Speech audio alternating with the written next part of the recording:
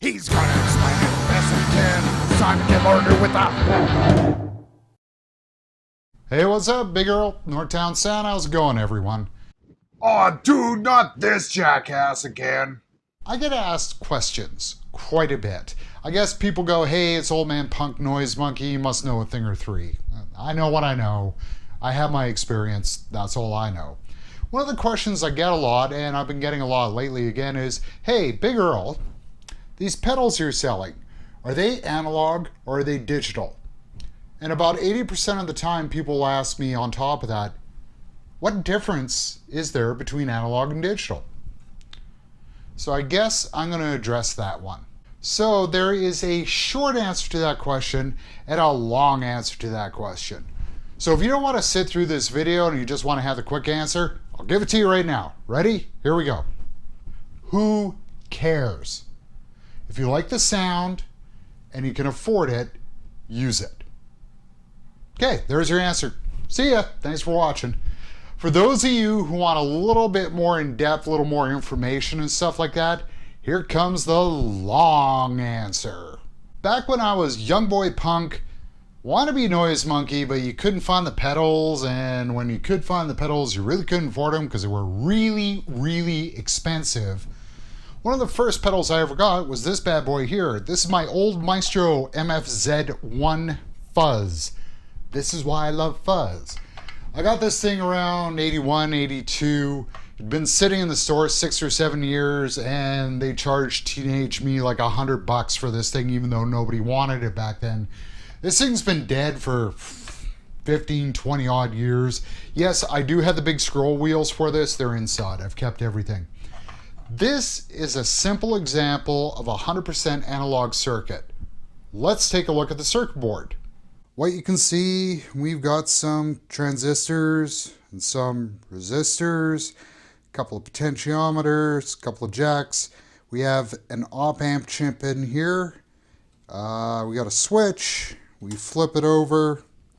And there's circuit board tracing. There you go. Now, if you're like me, which is probably 90% of guitar players out there, you're no further ahead. You're like, okay, it's a bunch of electronic stuff. How does this do anything? It takes a certain kind of smarts, there's a finger, certain kind of smarts to figure out how this sort of stuff works. If we go to a modern fuzz, which is this, the Mosky fuzz face that I sell, and on one side we've got a potentiometer, and there's some switches and jacks and transistors and capacitors, a couple of electrolytes, and we got a trim pot on here to control the gain. But you can see these are really simple circuits that don't have a lot of fancy wiring. And like I said, the chip on this is just to boost it. Not a single chip there. That was a basic analog circuit. Once you see the circuit board, pretty easy to understand, okay? Let's go to the place where things start getting murky, shall we? So another early pedal that wannabe noise monkey bought back in the day to make sounds was this. Boss E2 chorus, greenback, so second version Japanese, like that means anything. Accounting for inflation, this thing would have been $250 in today's dollars, okay? Do you know how much money that was to a poor prairie teenage boy back in the 80s? I bought this like 84, 85, brand new. Still works, I'll give it that. Let's look at the gut of this analog pedal. So the CE2, still dirty. Got to figure out how to clean this thing. I don't want to take these things entirely apart because you can see how much more complex things are getting. So, we flip over to the back. That's a lot of solder points on that board. That's the rat's nest you're getting into on here. So again, the typical guitar player is going to look at that and go, the heck's going on here? I can't get at everything, but if we get into the chips, and I am going to do a video on chips because it's another thing that pisses me off people ask about. The one thing I can make out here, there is a clock chip here, which is a Panasonic designed MN3101 for those in the know. Clock chip, so I'm assuming that's for speed or something. I'm not that smart. That is a Bucket Brigade chip. That is an analog chip, which figures given the age of this. Now, for shits and giggles, this is a killer course. I'd love to learn more about this company. Tried to figure out some POC codes while I had it open to date it, but I can't. It has an entirely different logic board, which is interesting. And if we boo in here, yeah, this thing's a freaking rat's nest too. There's a clock chip there, which is an MN3102, which is a digital clock chip. And there's another set of chips on here, which are the 07s. Again, that's an analog. This is digital. So late 80s, early 90s, I'm assuming.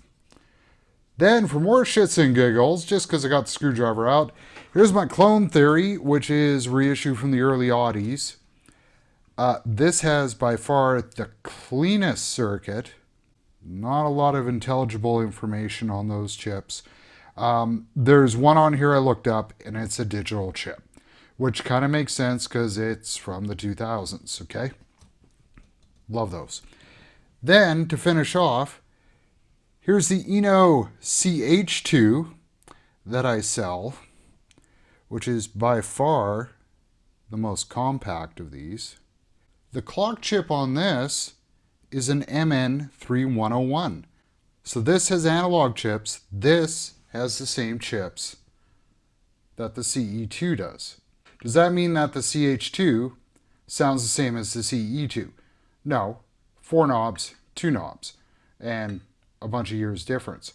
But I find it kind of interesting that when I was flipping these over, instantly, first thing that came to my mind looking at this, it's hieroglyphics. You know, I have no clue what's going on here. And 90% of guitar players don't. So do those chips make a difference? I don't know. That thing sounds great. That thing sounds great. That thing sounds great. This thing sounds great. So there you go. 80s, late 80s, 90s, aughties, 2016. Analog, digital, digital, analog. So take from that what you're going to take from that. Where the whole analog digital argument really starts coming to a head with people is on delays. Now, I don't have any digital delays here that I can show you. Don't have any in stock, don't have any in the collection simply because I don't have any right now. But we can still discuss the issue. Back in the late 70s, early 80s, when they were trying to come up with the first transistorized delay pedals, they had to use the only technology that was available to them then, which is the now legendary Bucket Brigade pedal. Easiest way to visualize that is picture a chip that's made up of a whole bunch of transistors, hundreds if not over 1,000 of them. The way they worked was the signal would come in, go down the first transistor, hit a bridge, come up the next transistor, hit another bridge, go down the next transistor, up, down, up, down, up, down, over hundreds of points. The difference between the straight audio signal and the signal that had gone through all the transistors created a delay. Crude, but effective. The trade-off was fidelity. A signal going through a Bucket Brigade chip would have a degradation of sound quality and a loss of high end. It wasn't an accurate reproduction of the note that was being put into it. Ironically, these pedals mimic the sound of tape delays. So guitar players who were used to the sounds that were coming off of echoplexes and units like that found that the new transistorized delay boxes sounded really close. Finally, they could have the sound of a big clunky tape unit in an easy to carry box, and players flocked to them for obvious reasons. However, as the 80s progressed, guitar players and record producers wanted to have a more accurate sounding repeat in delays. Guitar-based music had changed. New styles were coming in. This was the era of the birth of shred, hair metal ruled the roost, and modern country was kind of morphing into the sound that we hear nowadays. Guitar players were playing faster, and the old analog delays were muddying up those notes. They wanted something that was much more accurate. Digital delays were on the market at that point, usually rack mount, quite expensive, used in recording studios and for some live sound applications for vocals and stuff. Simply put, the way a digital chip works is an analog signal comes into it. It is changed to digital information, which is then manipulated to do whatever you want the chip to do, and then more or less played back. It was a much clearer repeat and no coloration of the sound. As the price of digital chips began to drop in the mid-80s, digital chip-based guitar delay pedals became available on the market, and guitar players flocked to them in droves. So which is better, an analog delay or a digital delay? They're delays. They rule. It doesn't matter what they are. To this day, usually digital delays are what metal players use. Simply because the accurate repeat, they can go a million miles an hour and you're not going to get any sludginess with all that gain happening there. Analog delays tend to be favored by rootsier players trying to emulate the sounds of records and effects from bygone days. What about noise monkeys like me? We'll take as many delays as we can, man. Every little flavor counts. So why is there this analog-digital debate that's going on all over the place? Well, this is my take on the issue. About 15-20 years ago, at the beginning of the current explosion of independent and boutique pedal builders, a lot of these builders found that they were running into a problem. How do you differentiate yourself against a big corporate giant with a well-established name who has the factory capabilities of producing more product in a day than you can in a year? Just like in any other market, what they had to do is they had to figure out the angle in order to sell their products to people. And one of the most common things that you use are buzzwords. And one of the big buzzwords they started using was analog. It was kind of like another buzzword that they were using, true bypass. These are just selling terms that they could put out that would differentiate them from the big market giants who weren't using terms like analog or true bypass in describing their pedals. It was a bit of vernacular that had been lost to the ages by that point. It's not like these builders were lying or trying to pull the wool over anyone's eyes. A lot of them started off building overdrives and fuzzes, real simple circuits that are analog, right? But because it was a term that wasn't being marketed at the time, guitar players suddenly went, ooh, that's something special. That's something fancy. And suddenly, all of a sudden, this divide starts happening. I remember in that era reading and watching interviews with Zachary Vex where he had to kind of sheepishly admit that ZVEX was using digital chips in some of their pedals. ZVEX had started creating these stomp boxes that allowed for massive amounts of sonic manipulation. Far more manipulation than you could do through a straight analog circuit. It had to be done through digital modeling. However, in owing up to that, Zachary kind of had to admit that they were using digital chips much in the same way that he'd be admitting to committing a crime. Suddenly, digital became a dirty word. Even to this day, if you look at, let's say, Earthquaker Devices or Catalinbread, they're coming up with these amazing pedals that can do some really, really cool sounds that can only be done through digital modeling. And yet when they're describing the architecture, they always have to kind of mutter, oh yeah, and virtually we figure out how to do things. It's a dirty word now. It's a swear word to say digital. So is digital the enemy? No, it's just technology. You've been noticing how I'm air quoting every time I'm talking about analog and digital, right? Let's go back to our friend the delay. When you buy an analog delay nowadays, there's a digital chip in there. It's a digital chip that is mimicking the sound of the old Bucket Brigade chips in order to recreate that wonderful, wonderful tone and texture that we associate with those chips. Why are they doing that? Simple. Bucket Brigade chips haven't been mass produced since the late 1990s. There's been a few outfits that have been trying to get them built and they go into really high-end boutique pedals. But the simple fact of the matter is there's no need for them in the rest of the audio world, and therefore us poor guitar players are probably not going to see them again until you buy a chip factory overseas somewhere. Is it necessarily a bad thing that these analog delays have a digital chip in them mimicking things? You know, frankly, I'd rather have brand new electronics technology that's going to work as opposed to trying to rely on something with 40 to 50-year-old electronics that are ready to crap out on you at any second. So why is there this divide? Why are there some people that are adamant that analog is the only thing that should be allowed on your board? Dude, they sound better. Oh, sorry, you say something there, Guitar Troll? Dude, they sound so much better than those crappy digital effects. Really? How do you figure? Dude, it's the truth. Everybody knows this. Oh, it was on the internet, so you know it's gotta be true. Dude, I've tried every classic pedal. I only use analog gear. Really? Ever played an MFZ1? No. You've played a CE2? No. You've played an 86? No. You played through a ringworm? No. You played through a Murph? Huh? Yeah, you played through everything. I'd never say that. Yeah.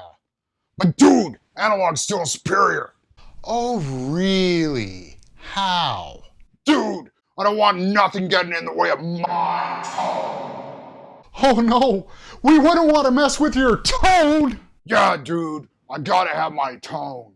Yeah, because you're the only person on this planet who plays a Strat through a tube screamer into a solid state Marshall, aren't you? Dude, my tone. That's where it's coming from. It's coming from people that spend all their time reading up on the hype and the myths and the hyperboles about gear instead of just going out and trying out stuff. I come from a time where the gear was a hunt. To find anything you wanted would take years. It still does in a lot of cases. And you know what? I ain't that old. I'm not even 50, okay? In the 90s, trying to find pedals was a pain in the ass to do. And you know what? If you're not looking online nowadays, most music stores are a gear wasteland to this day. It sort of reminds me of the arguments people have over vinyl. Vinyl! Now, I own 400, 500 pieces of vinyl. It's not like I collect this stuff. This was just the media that the music I like to listen to came on back in the day. Is this a superior media for listening to music? I don't know. You know, the discs were always scratched and covered in static. They'd warp on you all the time. They're still a pain in the ass to haul. I got a rack in my living room filled with discs that I never listened to, right? Yeah, I got a nostalgia for this stuff. I miss cover art. I miss, like, inner sleeves and stuff like that. But, you know, this is old technology. It might work. It might not work. When it does work, I'm happy. When it doesn't work, I'm upset. And you know what? It doesn't matter if the technology is old or if the technology is new. If it works, it works. And that's all that matters.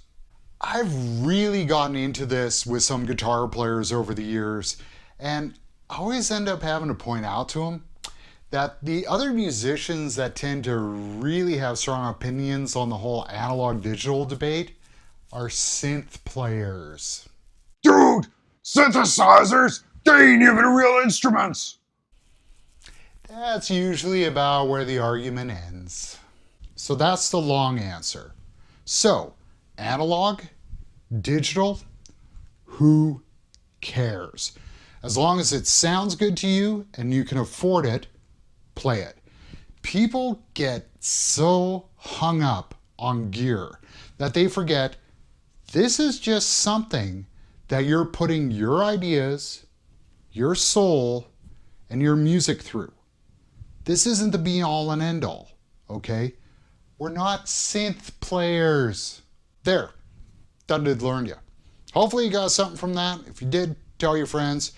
Think I sound like a moron? Fine, start your own YouTube channel. Tell your side of the story. That's what it's about.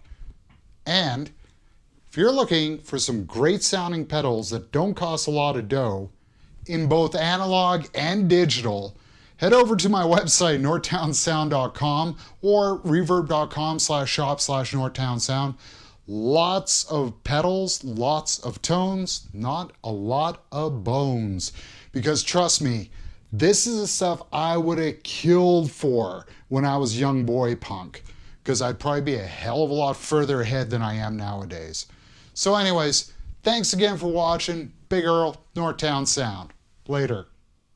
Dude!